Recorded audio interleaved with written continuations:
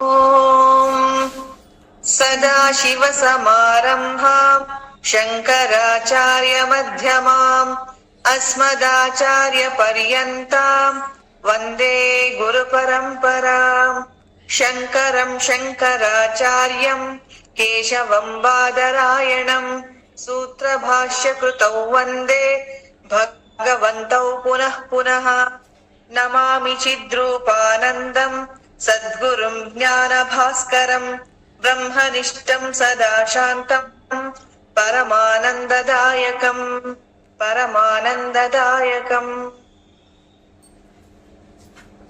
प्रातस्मरणम्।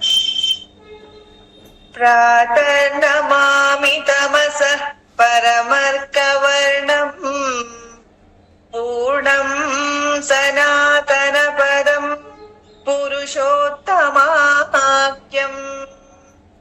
यस्मिन्निदम् जगदशेषमशेषमूर्तौ रज्ज्वाम् भुजङ्गमैव प्रतिभासितं वै।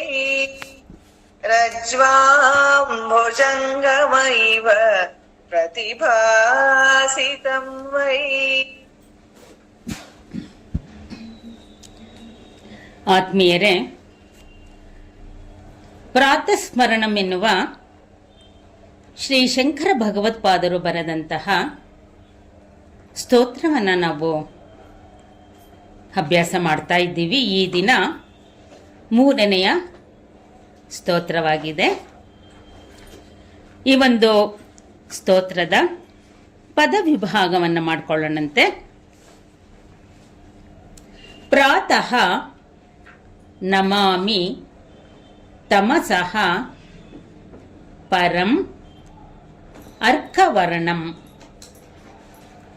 ಪೂರ್ಣಂ ಸನಾತನ ಪದಂ ಪುರುಷೋತ್ತಮಾಖ್ಯಂ ಯಸ್ಮಿನ್ ಇದಂ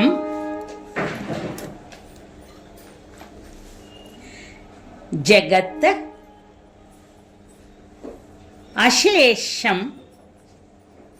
ಅಶೇಷಮೂರ್ತೌ ರಜ್ಜ್ವಾಂ ಭುಜಂಗಮ ಇವ ಪ್ರತಿಭಾತಿ ತಂ ವೈ.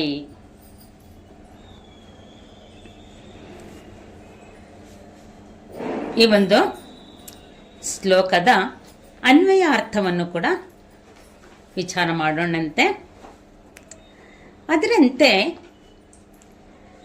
3ನೇ ಸಾಲಿನಲ್ಲಿ ಬರುವಂತಹ ಯಸ್ಮಿನ್, ಯಾವ, ಅಶೇಷ ಮೂರ್ತೌ,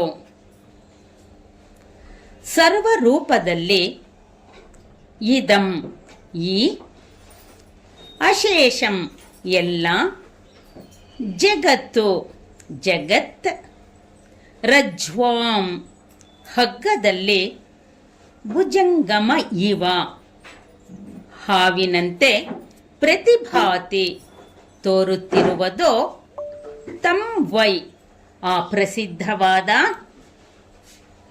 ತಮಸಃ, ಕತ್ತಲೆಗೆ, ಪರಮಂ, ಆಚೆ ಇರುವ, ಅರ್ಕವರ್ಣಂ, ಸೂರ್ಯವರ್ಣದ, ಪೂರ್ಣಂ, ತುಂಬಿರುವ, ಸನಾತನ ಪದಂ, ಶಾಶ್ವತ ಸ್ಥಾನವಾಗಿರುವ, ಪುರುಷೋತ್ತಮಾಖ್ಯಂ, ಪುರುಷೋತ್ತಮನೆಂಬ ಹೆಸರುಳ್ಳಾತನನ್ನು, ಪ್ರಾತಃ, ಬೆಳಗಿನ ಹೊತ್ತು, ನಮಾಮಿ, ನಮಸ್ಕರಿಸುತ್ತೇನೆ.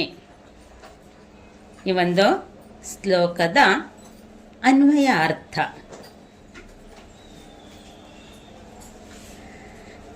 ಯಾವಾಗ ನಾವು ಅನ್ವಯ ಮಾಡ್ಕೊಂತೀವೋ ತಿಳಿಯುವುದು ಸುಲಭವಾಗುತ್ತೆ. ಹಾಗೆಯೇ ಇದರಲ್ಲಿ ಶಂಕರ ಭಗವತ್ಪಾದರು ಹೇಳ್ತಿದ್ದಾರೆ,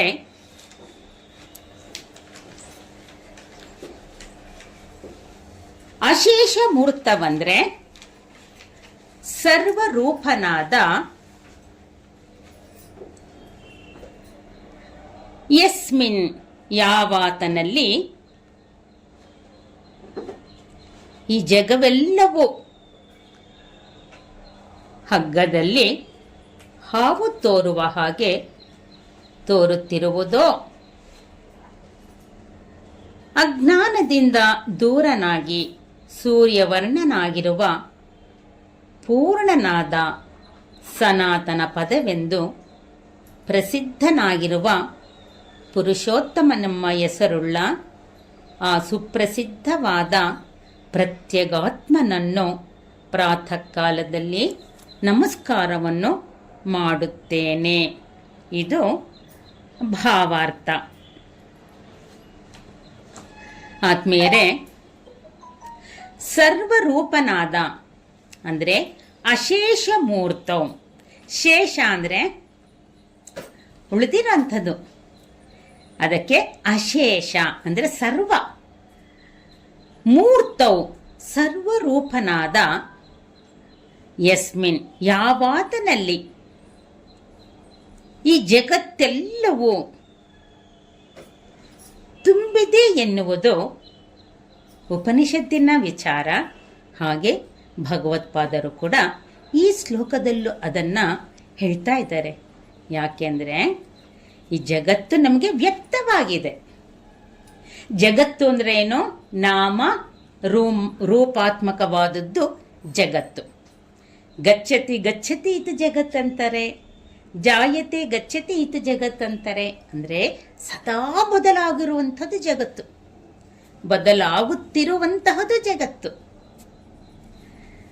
ಆದರೆ ನಮಗಿದು ಗಮನಕ್ಕೆ ಬರ್ತಾ ಇಲ್ಲ. ಜಗತ್ತನ್ನು ನಾವು ಅನುಭವಿಸ್ತಾ ಇದ್ದೀವಿ, ಜಗತ್ತಿನೊಡನೆ ನಮ್ಮ ವ್ಯವಹಾರವೂ ಕೂಡ ನಡೀತಿದೆ.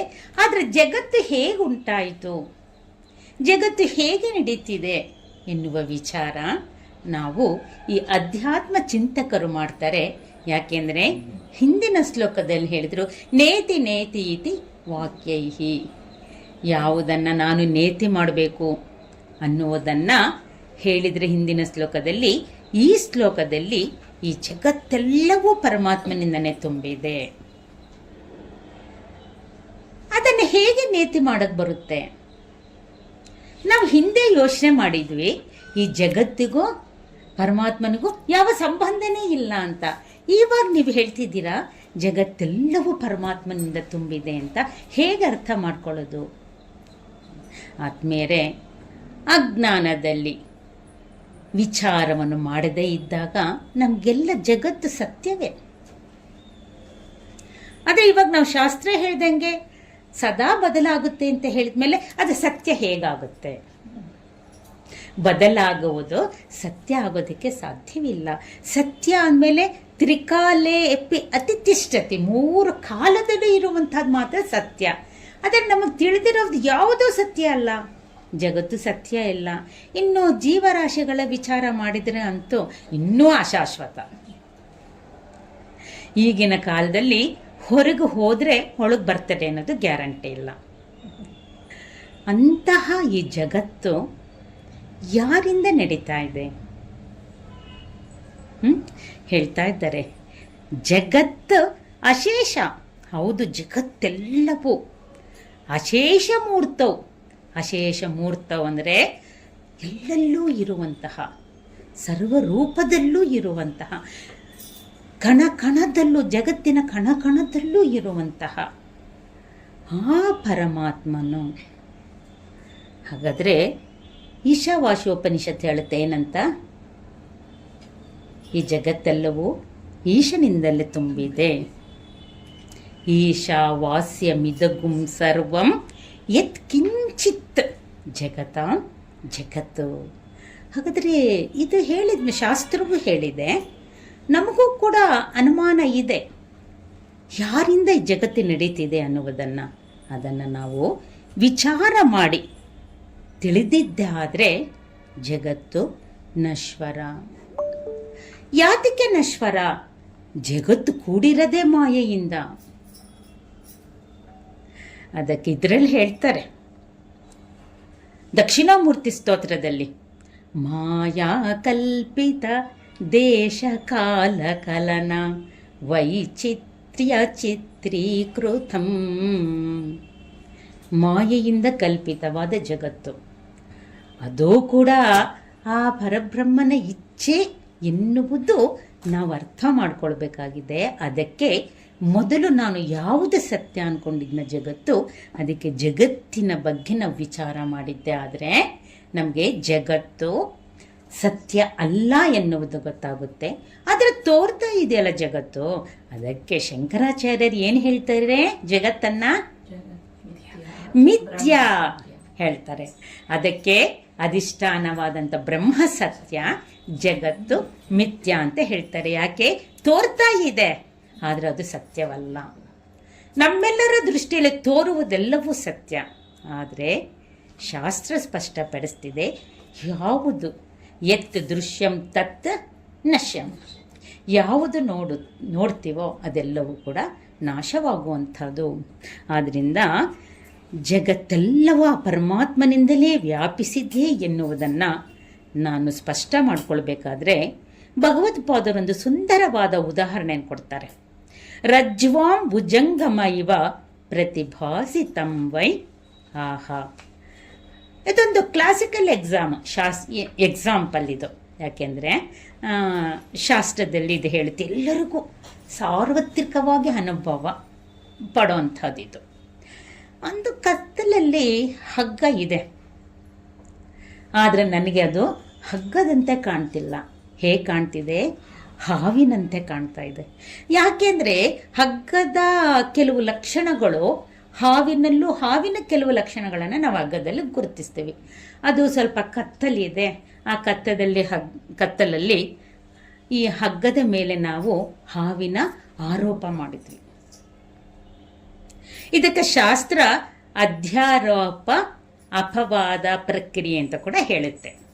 ಅಂದರೆ ಇದ್ದಿದ್ದು ಹಗ್ಗ ಕತ್ತಲಿದ್ದ ಕಾರಣದಿಂದ ನಾನು ಭ್ರಮೆಗೆ ಒಳಗಾಗಿ ಹಾವು ಅಂತಂದೆ. ಏನಾಯಿತು ಹಾವು ಅಂತ ಅಂದ್ಕೊಂಡ್ರೆ? ಆತ್ಮೀಯರೇ, ಹಾವಂದ್ರೆ ಮೊದಲೇ ಭಯ. ಸರ್ಪ ಅಂದರೆ ಬಹಳಷ್ಟು ಜನ ಭಯ ಪಡ್ತಾರೆ. ಅದು ಸರ್ಪ ಅಂದ ತಕ್ಷಣ ನಮಗೇನಾಗುತ್ತೆ? ಆಹಾ, ಆ ಒಂದು ಭಯಕ್ಕೆ ಬೆವರು ಬಂದ್ಬಿಟ್ಟು ಅದು ಹಾವು ಅಂತ ನಾವು ಕಿರ್ಚ್ಕೊಳ್ಳೋಕ್ಕೂ ಆಗದಿರೋ ಅಷ್ಟು ನಮ್ಮೊಳಗೆ ಭಯ ಇರುತ್ತಲ್ಲ. ನಾವು ಅದನ್ನು ಹೇಗೆ ಆ ಭಯವನ್ನು ನಿವಾರಿಸ್ಕೊಳ್ಬೇಕು? ಅದಕ್ಕೆ ಇದು ಕತ್ತಲಲ್ಲಿ ನಾನು ಕಂಡ ಹಗ್ಗ ಅದು. ಆದರೆ ಇವಾಗ ನಾನು ಏನು ಮಾಡಬೇಕು? ಅದು ಹಾವು ಅಥವಾ ಹಗ್ಗನೋ ಅಂತ ತಿಳಿಯೋದಕ್ಕೆ ಬೆಳಕು ಬೇಕು.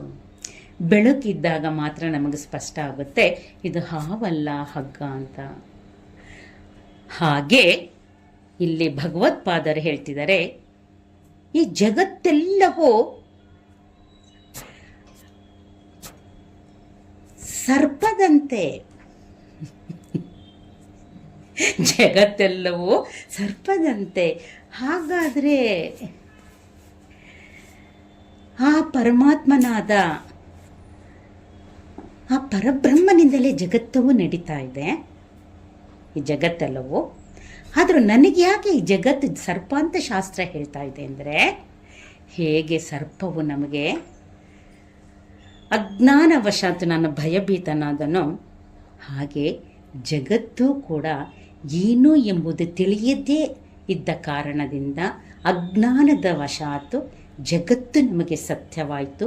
ಆದರೆ ಜಗತ್ತಿಗೆ ಅಧಿಷ್ಠಾನವಾದಂತಹ ಆ ಪರಮಾತ್ಮನನ್ನು ನಾನು ತಿಳಿದಿಲ್ಲ. ಹಾವಿಗೆ ಅಧಿಷ್ಠಾನ ಹಗ್ಗ ಇತ್ತು ಅಲ್ವಾ? ಆದರೆ ಹಗ್ಗದ ಅರಿವು ನನಗಿತ್ತಿಲ್ಲ ಅಜ್ಞಾನದಿಂದ. ಹಾಗೆ ಜಗತ್ತೆಲ್ಲವೂ ಆ ಪರಬ್ರಹ್ಮನ ಅಧಿಷ್ಠಾನದಲ್ಲಿದ್ದರೂ ಕೂಡ ನಾನು ತಿಳಿದಿಲ್ಲ. ಅದಕ್ಕಾಗಿ ಭಗವತ್ಪಾದರು ಹೇಳ್ತಿದ್ದಾರೆ, ಹೇಗೆ ಜ್ಞಾನ ಉಂಟಾದ ಮೇಲೆ ಜಗತ್ತು ಸತ್ಯವಲ್ಲ ಎಂದು ನನಗೆ ಗೊತ್ತಾದ ಮೇಲೆ ಜಗತ್ತುಂಟಾಗುವುದಕ್ಕೆ ಕಾರಣ ಯಾರು ಎನ್ನುವುದು ನಾವು ವಿಚಾರ ಮಾಡಿದಾಗ ಆವಾಗ ಈ ಮಾಯೆಯಿಂದ ಕೂಡಿದಂಥ ಜಗತ್ತಿಗೆ ಕಾರಣ ಆ ಪರಬ್ರಹ್ಮನೇ ಇದ್ದಾನೆ.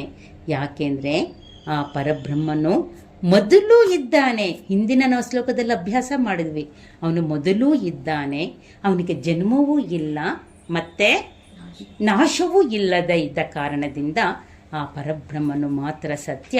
ಅವನಿಂದ ಈ ಜಗತ್ತು ಉಂಟಾಗಿದೆ. ಮಾಯೆಯಿಂದ ಕೂಡಿ ಉಂಟಾಗಿದೆ, ಜೊತೆಗೆ ತ್ರಿಗುಣಗಳು ಕೂಡ ಕೂಡಿ ಉಂಟಾದ ಕಾರಣದಿಂದ ಮಾಯಾ ಕಲ್ಪಿತ ದೇಶ ಕಾಲ ಕಲನ ವೈಚಿತ್ರ ಚಿತ್ರೀಕೃತಮನ್ನುವುದು ಬಹಳ ಸುಂದರವಾಗಿ ಅನಿಸುತ್ತದು. ಇದೆಲ್ಲವೂ ಜಗತ್ತೆಲ್ಲವೂ ಚಿತ್ರ ವಿಚಿತ್ರವಾಗಿ ದೇಶ ಕಾಲಕ್ಕೆ ಅನುಗುಣವಾಗಿ ಜಗತ್ತು ನಮಗೆ ಸತ್ಯವೇ ಎನ್ನುವಷ್ಟು ನಮಗೆ ಸ್ಪಷ್ಟವಾಗಿಬಿಟ್ಟಿದೆ. ಆದ್ದರಿಂದ ನಾನು ಅಸತ್ಯವನ್ನು ಸತ್ಯ ಅಂದ್ಕೊಂಡೆ ಅದು ಯಾವುದು ನನಗೆ ಸುಖವನ್ನು ನಿಜವಾದ ಆನಂದವನ್ನು ಕೊಡೋದಕ್ಕೆ ಸಾಧ್ಯವಿಲ್ಲ. ಜಗತ್ತಿನ ಜೊತೆ ನಾನು ಒಂದಾದರೆ ಅದರಿಂದ ಉಂಟಾಗುವಂಥ ರಾಗದ್ವೇಷಗಳು ಕೂಡ ನಮ್ಮಲ್ಲಿ ಅಸಂತೋಷವನ್ನು ತಂದುಕೊಡುತ್ತೆ, ಅತೃಪ್ತಿಯನ್ನು ತಂದುಕೊಡುತ್ತೆ. ಆದಮೇಲೆ ನಾನು ಬಯಸುವುದು ಆನಂದ, ಆದರೆ ನನಗೆ ಸಿಗುತ್ತಿರುವುದು ಜಗತ್ತಿನ ಜೊತೆ ಅತೃಪ್ತಿ, ಅಸಮಾಧಾನ, ಅಶಾಂತಿಗಳು. ಅದರಿಂದ ನಾನು ಹೇಗೆ ಪಾರಾಗಬೇಕು? ಅದಕ್ಕೆ ಅಧಿಷ್ಠಾನವಾದ ಮೂಲವಾದ ಆ ಪರಬ್ರಹ್ಮನನ್ನು ತಿಳ್ಕೊಂಡಾಗ ಮಾತ್ರ ಜಗತ್ತಿನೊಡನೆ ನನ್ನ ಸಂಬಂಧ ಇದ್ದರೂ ಕೂಡ ಅದು ನನಗೆ ಘಾಸಿ ಮಾಡೋದಿಲ್ಲ. ನಾವು ಎಲ್ಲ ಸುಖಗಳನ್ನು ಅನುಭವಿಸ್ತಾ ಇದ್ದೀವಿ ಜಗತ್ತಿನ ಜೊತೆ, ಆದರೆ ಅದು ನಾನು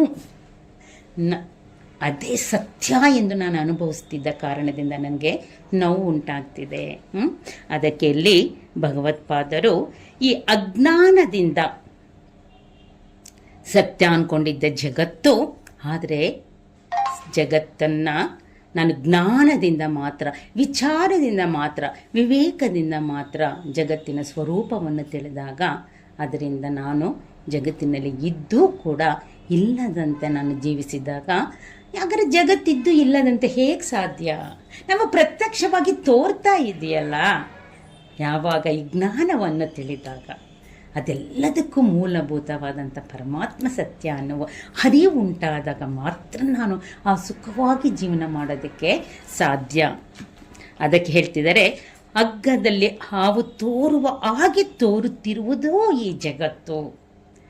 ಅಲ್ಲಿ ಹಾವು ಸತ್ಯ ಅಲ್ಲ, ಹಗ್ಗ ಸತ್ಯ. ಹಾಗೆ ಇಲ್ಲಿ ಜಗತ್ತು ಸತ್ಯ ಅಲ್ಲ, ಜಗತ್ತಿಗೆ ಅಧಿಷ್ಠಾನವಾದಂತಹ ಆ ಪರಬ್ರಹ್ಮ ಮಾತ್ರ ಸತ್ಯ. ಅದಕ್ಕೆ ಹೇಳ್ತಿದ್ದಾರೆ, ತಮಸಃ ಪರಂ ಅರ್ಕವರ್ಣಂ ಅರ್ಕವರ್ಣಂ ಪೂರ್ಣಂ ಸನಾತನ ಪದಂ ಪುರುಷೋತ್ತಮಾಖ್ಯಂ. ಪ್ರಾರಂಭದ ಮೊದಲನೆಯ ಸಾಲಿನಲ್ಲಿ ಹೇಳ್ತಾ ಇದ್ದಾರೆ, ತಮಸಃ ಪರಂ ಅರ್ಕವರ್ಣಂ. ಹಾಗಾದರೆ ಆ ಪರಮಾತ್ಮನಿಂದ ಜಗತ್ತಿದೆ ಅಂದಮೇಲೆ ಅವನ ಬಗ್ಗೆ ತಿಳ್ಕೊಳ್ಬೇಕಲ್ಲ, ಆ ಪರಮಾತ್ಮನ ಸ್ವರೂಪವನ್ನು ತಿಳ್ಕೊಳ್ಬೇಕಲ್ಲ. ಹೇಳ್ತಿದ್ದಾರೆ, ತಮಸಃ ಅಂದರೆ ಅಜ್ಞಾನದಿಂದ, ಪರಂ ಅರ್ಕವರ್ಣಂ ಯಾವಾಗ ವಿಚಾರದಿಂದ, ವಿವೇಕದಿಂದ, ಅಜ್ಞಾನದಿಂದ ನಾನು ದೂರನಾದಾಗ, ಅವುಗಳಿಗೆ ಅತೀತನಾದಾಗ ಸೂರ್ಯವರ್ಣನಾಗಿರುವಂತಹ ಪರಂ ಅರ್ಕವರ್ಣಂ. ಯಾತಕ್ಕೆ ಇಲ್ಲಿ ತಮಸ ಅಂದರೆ ಅಜ್ಞಾನ, ಇನ್ನು ಪರಂ ಅರ್ಕವರ್ಣಂ ಅಂತಂದರೆ, ಅರ್ಕ ಅಂದರೆ ಸೂರ್ಯ. ಹಾಗಾದರೆ ಸೂರ್ಯನ ವರ್ಣ ಹೇಗಿರುತ್ತೆ? ಬೆಳ್ಳಗಿರುತ್ತಲ್ವಾ? ಅವನು ಸ್ವಯಂ ಪ್ರಕಾಶ. ಆತ್ಮೀಯರೇ, ಸೂರ್ಯ ಅಂದರೆ ಜ್ಞಾನದ ಪ್ರತೀಕ. ಅವನು ಸ್ವಯಂ ಪ್ರಕಾಶ. ಅವನು, ನಾವು ಹೇಳ್ತೀವಿ ಮಾತಿಗೆ ಸೂರ್ಯೋದಯ ಆಯಿತು, ಸೂರ್ಯಾಸ್ತಮ ಆಯಿತು. ಕಾರಣ ಏನು ಗೊತ್ತಾ? ಅವನು ಇದ್ದಂತೆ ಇರ್ತಾನೆ ಸೂರ್ಯ, ಆದರೆ ಭೂಮಿಯ ಸುತ್ತುವಿಕೆಯಿಂದ ನಮಗೆ ಕತ್ತಲು ಬೆಳಕು ಉಂಟಾಗುತ್ತೆ.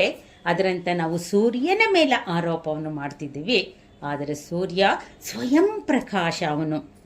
ಅದಕ್ಕೆ ಹೇಳ್ತಿದ್ದಾರೆ, ಅವನಂತೆ ಪೂರ್ಣನಾದಂತಹ ಚಿತ್ ಸ್ವರೂಪನಾಗಿ, ಚೈತನ್ಯ ಸ್ವರೂಪನಾಗಿರುವಂತಹ ಆ ಪರಮಾತ್ಮನು ಪೂರ್ಣ ಎನ್ನುವುದನ್ನು ನಾನು ತಿಳಿಯಬೇಕಾಗಿದೆ. ಹಾಗಾದರೆ ತಿಳಿಯುತ್ತಿರುವುದು ಯಾರು? ನಾನೇ. ಆದ್ಮೇಲೆ ನಾನು ತಿಳಿಬೇಕಾಗಿದೆ ಆ ಪರಬ್ರಹ್ಮನನ್ನು, ಅವನು ಹೇಗಿದ್ದಾನೆ ಏನು ಅಂತ.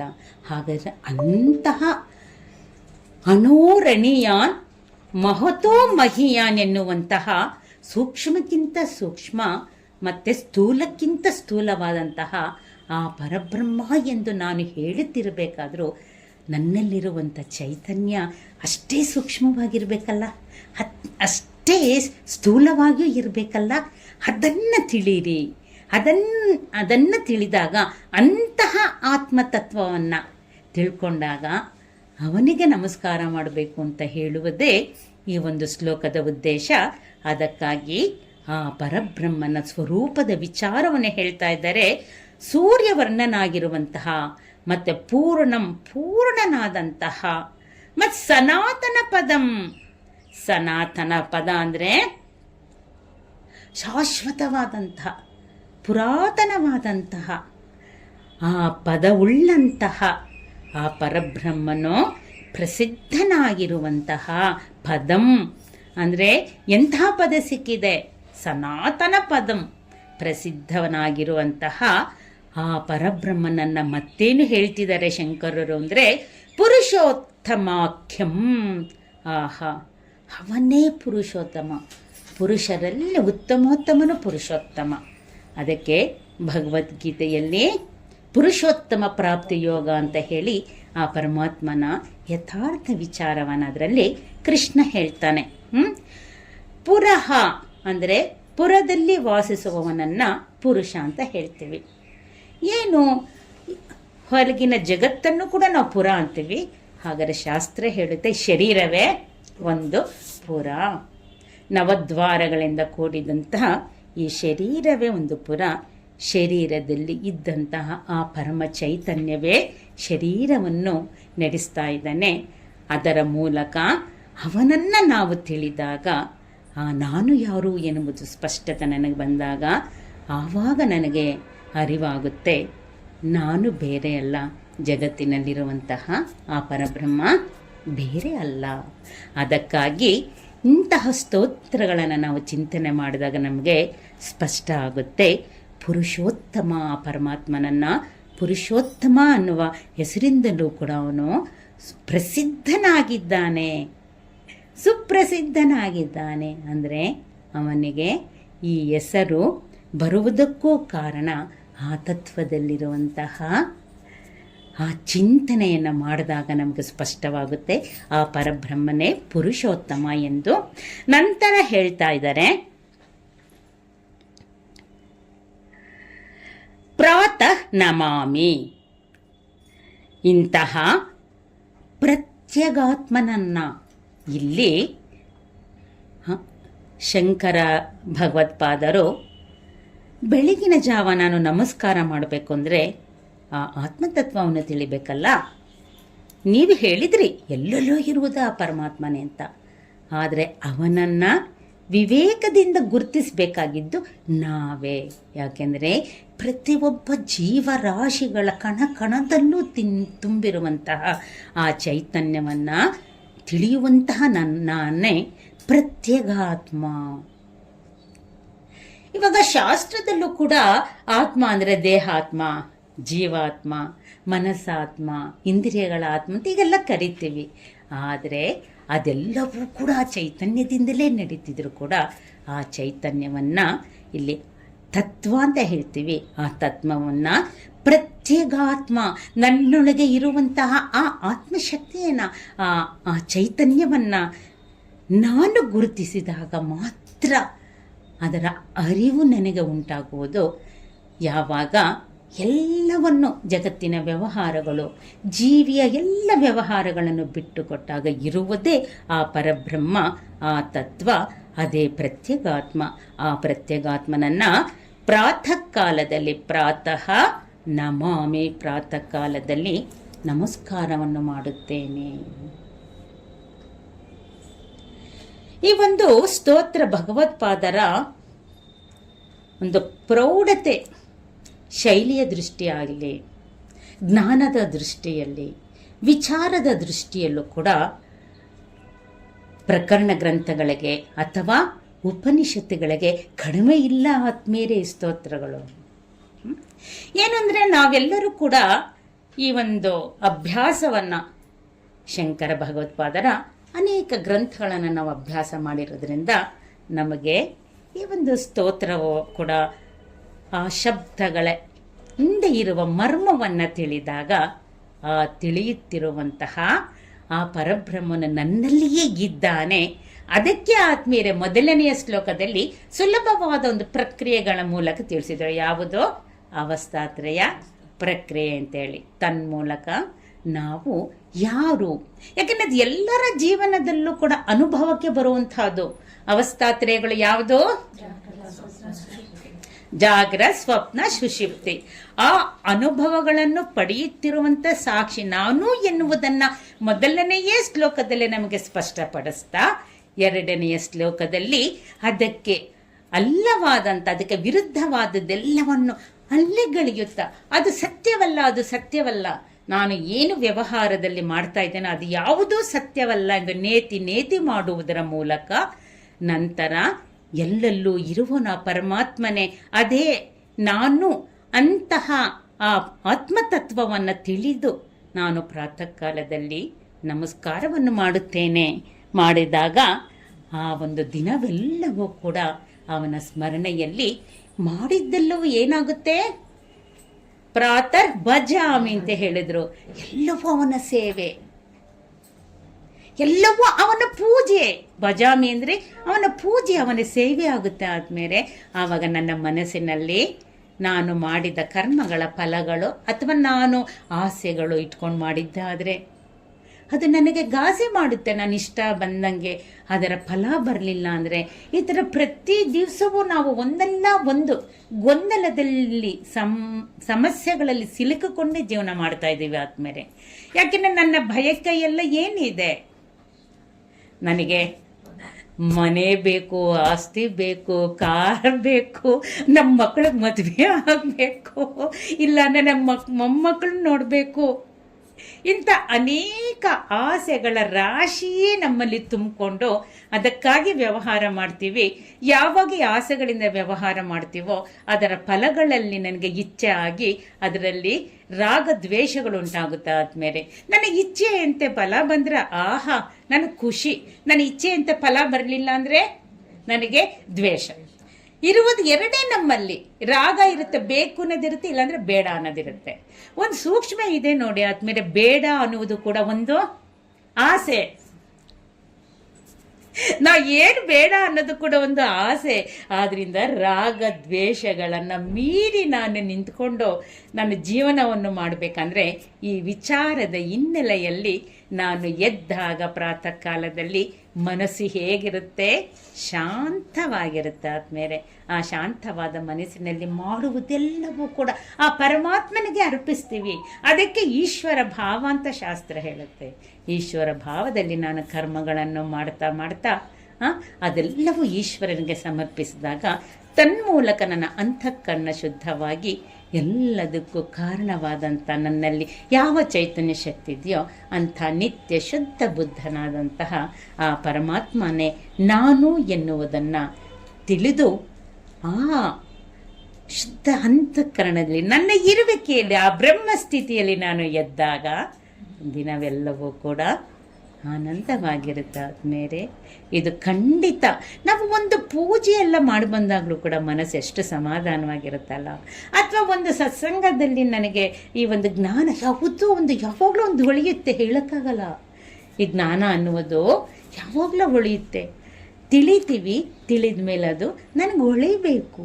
ಹೌದು, ಇವರು ಹೇಳಿದ್ದು ಸತ್ಯ, ನಾನು ಈ ದಿನ ನಾನು ಈ ರೀತಿ ಮಾಡಿದಾಗ ನನ್ನ ಮನಸ್ಸಿಗೆ ಶಾಂತಿ ಸಿಕ್ತು ಅಂತ ಒಂದು ಭಾವನೆ ನನ್ನಲ್ಲಿ ಸ್ಫುರಿಸಿದ್ದೇ ಆದರೆ ನಮಗೆ ಖುಷಿ ಆಗುತ್ತೆ.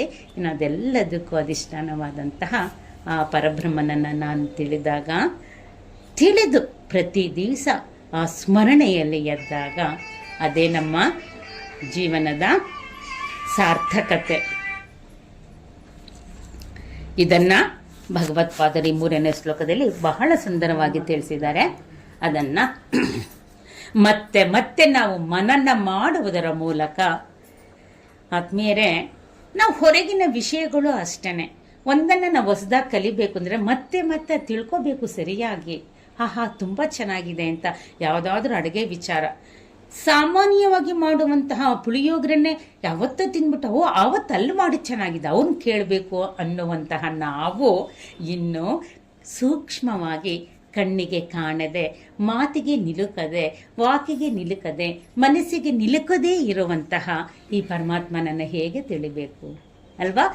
ಪದೇ ಪದೇ ಅಧ್ಯಯನ ಮಾಡಬೇಕು, ಶ್ರವಣ ಮಾಡಿದ್ದನ್ನು ಮನನ ಮಾಡಬೇಕು. ಆವಾಗ ಖಂಡಿತ ಈ ಜ್ಞಾನವನ್ನು ನಾನು ತಿಳಿತೀವಿ. ಅದಕ್ಕೆ ಶಾಸ್ತ್ರ ನಮಗೆ ಘಂಟಾಕೋಶವಾಗಿ ಹೇಳಿಬಿಟ್ಟಿದೆ, ನೀನು ಪರಬ್ರಹ್ಮನೇ ಇದ್ದೀಯಾ. ಉತ್ತಿಷ್ಠತ ಜಾಗ್ರತ ಪ್ರಾಪ್ಯ ವರಾನ್ನಿಬೋಧಿತ. ಹೇಳು, ಎದ್ದೇಳು, ನಿನ್ನ ಮನಸ್ಸಿನ ಅನ್ಯ ವಿಷಯಗಳಿಂದ ಈ ಜ್ಞಾನದ ಕಡೆ ಮನಸ್ಸನ್ನು ಕೊಟ್ಟು ಶ್ರವಣ ಮಾಡಿದನ್ನು ಮತ್ತೆ ಮತ್ತೆ ಮನನ ಮಾಡು. ಅದಕ್ಕೆ ಕೇನೋಪನಿಷತ್ತು ಹೇಳುತ್ತೆ, ಹೇಗೆ ತಿಳ್ಕೊಳ್ಳೋದು ಆ ಪರಮಾತ್ಮನನ್ನ? ಶ್ರೋತ್ರ ಮನಸೋ ಮನೋಯದ್ ವಾಚೋ ವಾಚಂ ಸೌಹು ಪ್ರಾಣಸ್ಯ ಪ್ರಾಣಃ ಚಕ್ಷುಷಃ ಚಕ್ಷು ಅತಿ ಮುಚ್ಯ ಧೀರಾಹ. ಆಹಾ, ಯಾರು ಈ ಜ್ಞಾನವನ್ನು ತಿಳುತ್ತಾರೋ ಅವರೇ ಧೀರರು. ಏನ್ ಪಡಿತಾರೆ ಅವರು? ಪ್ರೇತ್ಯ ಅಸ್ಮಾತ್ ಲೋಕಾತ್ ಅಮೃತ ಭವಂತಿ. ಅವರು ಆ ಒಂದು ಮೃತ್ಯುಂಜಯನನ್ನೇ ಗೆಲ್ತಾನೆ, ಮೃತ್ಯುವನ್ನೇ ಗೆದ್ದು ಮೃತ್ಯುಂಜಯನಾಗ್ತಾನೆ ಅವನು. ಅದನ್ನೇ ಈ ಒಂದು ಸ್ತೋತ್ರದ ಮೂಲಕ ಆ ಮೃತ್ಯುಂಜಯನೇ ನಾನು, ಅದೇ ಪ್ರತ್ಯೇಗಾತ್ಮ ಎನ್ನುವುದರ ಮೂಲಕ ನಮಗೆ ಸ್ಪಷ್ಟಪಡಿಸ್ತಾ, ಇಂತಹ ಆತ್ಮತತ್ವದಲ್ಲಿ ನಿಂತು ನಾನು ಎದ್ದಾಗ ನನ್ನ ಮನಸ್ಸು ಶಾಂತವಾಗಿರೋದಕ್ಕೆ ಸಾಧ್ಯ. ಅದರಂತೆ ನಾವು ಪ್ರತಿದಿನವೂ ಈ ಸ್ತೋತ್ರವನ್ನು ಹೇಳ್ಕೊತ ಪ್ರಾತಃ ಕಾಲದಲ್ಲಿ ಅವರು 3 ವಿಚಾರವನ್ನು ಹೇಳ್ತಾರೆ. ಪ್ರಾತಃ ಸ್ಮರಾಮಿ, ಪ್ರಾತಃ ಭಜಾಮಿ, ಪ್ರಾತಃ ನಮಾಮಿ. ಈ ರೀತಿ ನಾವು ಪ್ರಾತಃ ಕಾಲದಲ್ಲಿ ಆತ್ಮತತ್ವವನ್ನು ತಿಳಿಯುತ್ತಾ ಶುಭೋದಯವಾಗಿ ಎಲ್ಲರೂ ಆನಂದವಾಗಿ ಜೀವಿಸೋಣ, ಜೀವನದಲ್ಲಿ ನಡೆಯೋಣ. ಶಾಂತಿ ಮಂತ್ರದೊಂದಿಗೆ ಈ ಸತ್ಸಂಗವನ್ನು ಮುಗಿಸೋಣಂತೆ.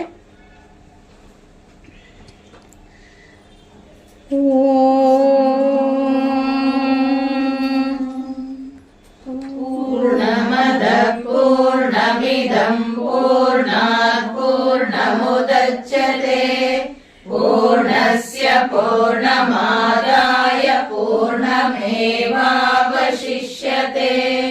ॐ शान्ति शान्ति शान्तिः. हरिः ॐ. श्रीगुरुभ्यो नमः. हरिः ॐ. बोलो सद्गुरुनाथ महाराज की जय. स्वामी जी चिद्रूपानंद सरस्वती जी की जय.